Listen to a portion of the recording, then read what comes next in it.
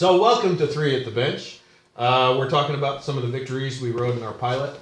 Now we're going to talk about the Empulse TT. Empulse? Empulse? Empulse.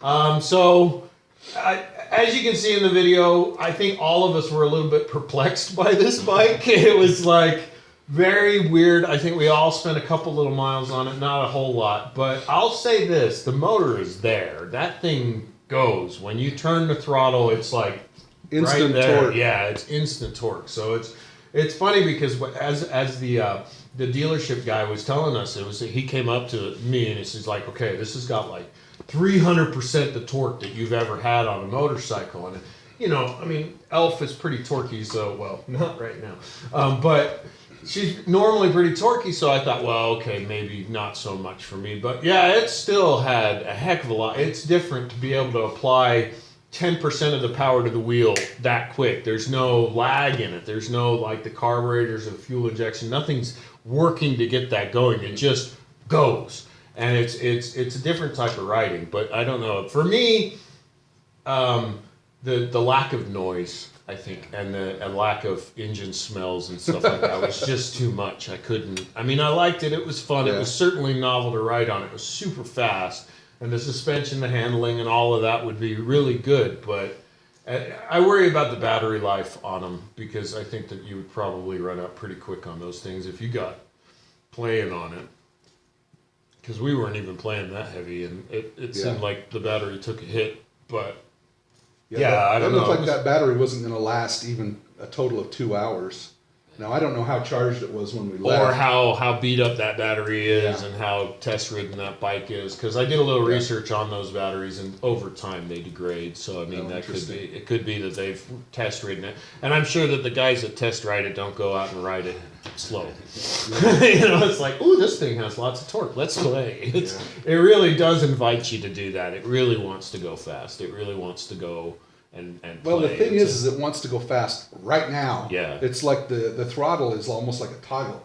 The toggle switch on or off. Yeah, that's a good way to describe it, actually. The shifter is there just for, for you to have something to fiddle with, because otherwise it's just turn that throttle and off you go. Yeah, I mean, it's got 3 gears, so you shift up through the pattern, and it's like I say, it was a little odd.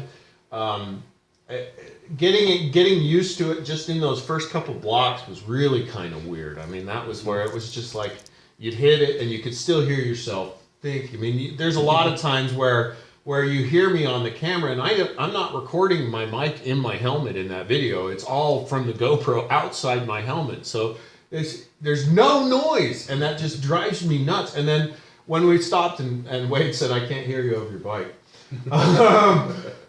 When we were there, I was trying to tell him that it's weird. It feels like it's off, right? You pull up to the light, and it feels like, okay, is it gonna take off when you hit the throttle or not, or what? And I'm sure you probably get used to that. Yeah. But that was really, I mean, it takes a change. But like I say, the torque itself, I mean, I would love to play with it on a track, or you know what I mean, or in a closed environment where I could really go on that thing, because that would be a fun bike to get going around a track for a little while, you know? And that's the thing is, what's the application of an electric bike? Because, and I think everybody has a different answer to that question, but for me, if I had an electric bike, it would be so that I could go hop on it and run to the grocery store. So we'd have to have like a basket on the front or something. I can see that. So that I could just pop over to the grocery store without having to fire up, a bike, just jump on it and go. And then pick up goodies, run errands, and things like that. And there may be people there may be people who would want to use it as a commuter. That go to work, plug it in at work, ride at home. Just going back and forth that way. But I've seen a lot of zero bikes that do that. I don't know that the Empulse would be the best option for that, because it is such a torque monster. It's really more of a. I see it more as a race type of bike because. I think that's how that engine evolved too, if I remember some of the history of it. But yeah, like the Zero is more of the commuter bike. I mean, they still have the torque, they still have it, but they have more longevity in the battery, or they're more concerned with that kind of thing. Where the Impulse feels like you're just, here's a rocket, have fun with it. And it's not just the engine; it's the riding position. Yeah, everything about it says go fast. Yeah. Yeah, that bike was not designed to go slow at all. So okay, well, all right. So that's the Empulse TT. So go check one out. If you have an Empulse TT, send us a review on it, and we'll put it on our channel. If you're one of the three.